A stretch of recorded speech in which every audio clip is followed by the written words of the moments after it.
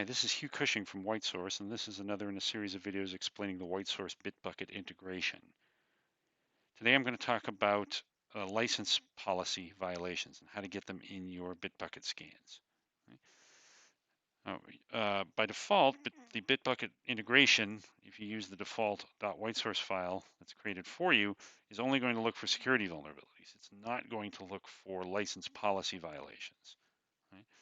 It will, of course, determine the open source license for each open source library you're using, but that data is generally only presented in the WhiteSource UI unless you've set up policies to say what licenses are acceptable in your organization or for this product and what ones aren't. So there's two things you need to do to turn on license violation scans within Bitbucket. First of all, you have to tell a Bitbucket integration that you are interested in doing so. And the way you do that is in the .whitesource file.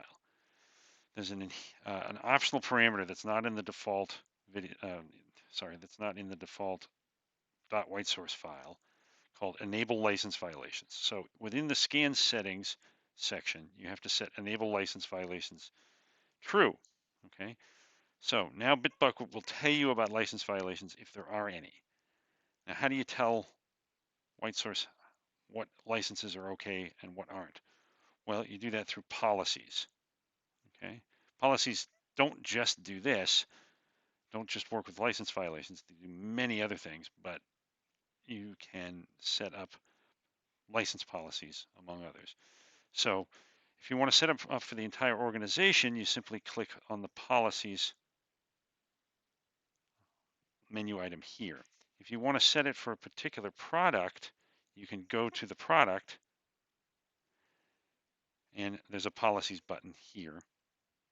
And same thing for a project if you have the rights to do that. So you can set them at the organization, the project, or the product level. And project policies override product policies, and product policies override organizational policies. But to keep it simple for today, we're going to look at the license policy we created already. So here's an organizational policy that's a license violation policy. And for it to make things happen in Bitbucket, some specific things have to be true. First of all, the match type of policy has to be by license group. There are, of course, many other policy types you can enforce, but obviously it has to be a license group type policy. Right? Then you have to select the license types that you want to create the violations for. In this case, I've selected all the GPL license types. Third, you have to pick an action of reject, or an action other actions that also include the reject action. In this case, we'll just do the reject action.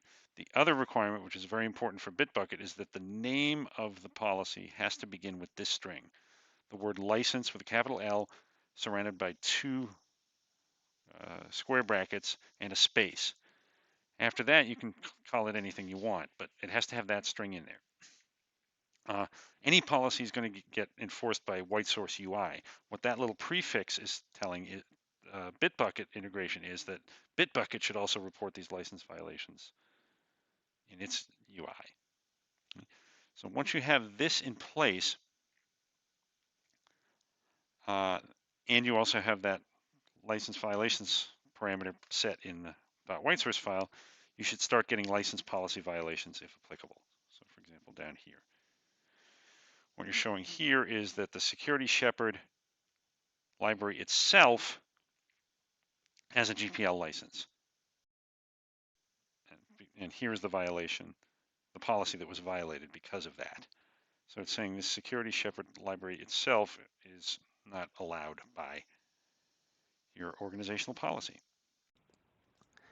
Thank you for watching this presentation, and if you have further questions, please reach out to your WhiteSource representative or you can visit our website for more information.